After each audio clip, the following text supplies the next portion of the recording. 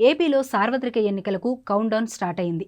మరోపక్క నామినేషన్ల పర్వం హడావిడిగా సాగుతోంది. ఈ సమయంలో గతంలో గెలిచిన ఏ నియోజకవర్గాన్ని చేజార్చుకోకుండా అదనంగా మరికొన్ని నియోజకవర్గాలను గెలుచుకోవాలని అధికార పార్టీ భావిస్తుండగా, గతంలో 2014 ఎన్నికల తరహాలో ఉమ్మడిగా విజయం సాధించాలని కూటమి నేతలు ఆశిస్తున్నారు.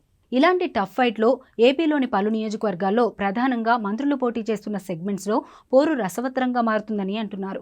వీటిలో కొన్ని నియోజకవర్గాల్లో పోరు నువ్వా నేనా అన్నట్లుగా ఉంటే, మరికొన్ని నియోజకవర్గాల్లో వార్ వన్ సైడ్ అన్నట్లుగానే పరిస్థితి ఉందనే కమెంట్లు వినిపిస్తున్నాయి. ఈ సమయంలో గుంటూరు వెస్ట్ అసెంబ్లీ నియోజకవర్గంలో టఫ్ ఫైట్ ఉన్నట్లు తెలుస్తోంది.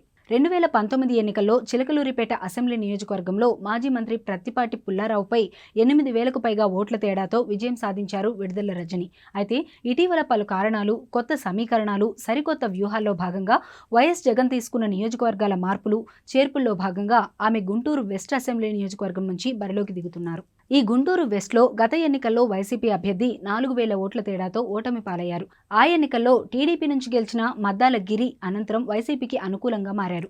ఈసారి అటు టీడీపీ, ఇటు వైసీపీ రెండు పార్టీలు తమ అభ్యర్థులను మార్చాయి. ఇందులో భాగంగా వైసీపీ నుంచి రాష్ట్ర వైద్యారోగ్య శాఖ మంత్రి విడుదల రజని పోటీ చేస్తుండగా, కూటమి నుంచి టీడీపీ అభ్యర్థిగా గల్లా మాధవి పోటీ చేస్తున్నారు. ఈ నేపథ్యంలో టీడీపీ నుంచి ప్రాతినిధ్యం వహిస్తున్న మాధవి జోరుగానే ప్రచార కార్యక్రమాలు నిర్వహిస్తున్నారు. రజక కులానికి చెందిన ఆమె భర్త కమ్మ సామాజిక వర్గానికి చెందినవారు. దీంతో అటు బీసీ, ఇటు కమ్మ సామాజిక వర్గ ఓట్లు దక్కుతాయనే చంద్రబాబు ప్లాన్లో భాగంగా ఆమెకు టికెట్ దక్కిందని అంటున్నారు. వైసీపీ నుంచి బీసీ సామాజిక వర్గానికి చెందిన రజనీని జగన్ బరిలోకి దించారు. రజని ఇంటింటి ప్రచారానికి తెరలేపారు. ఎలక్షన్ క్యాంపెయిన్ను హోరెత్తించేస్తున్నారు. ఇంటింటి ప్రచారంలో ఆమెకు అడుగడుగునా ప్రజలు నీరాజనం పలుకుతున్నారు. ఇదే సమయంలో నియోజకవర్గంలో ఆమె నిర్వహిస్తున్న రోడ్ షోల్లో భారీ ఎత్తున ప్రజలు, అభిమానులు హాజరవుతున్నారు. ఈ సందర్భంగా తనను ఎమ్మెల్యేగా గెలిపిస్తే తాను చేసే అభివృద్ధి పనులపై విడుదల రజని ప్రజలకు వివరిస్తున్నారు.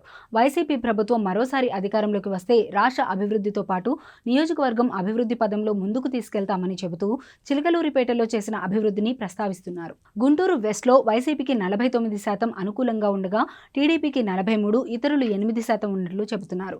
గత ఎన్నికల్లో చేజారిన గుంటూరు వెస్ట్ని ఈసారి అధికార పార్టీ కైవసం చేసుకునే దిశగా పావులు కదుపుతోంది. గుంటూరు వెస్ట్లో ఇంతవరకు ఏ పార్టీ హ్యాట్రిక్ విజయాలు రాలేదు. ఇదే సమయంలో మరో నియోజకవర్గంలో పోటీ చేసి గెలిచి మంత్రులై తిరిగి గుంటూరు వెస్ట్ నుంచి పోటీ చేసిన వారు గెలిచారు. మరి ఈసారి గెలుపు ఎవరిదనేది త్వరలోనే తేలనుంది.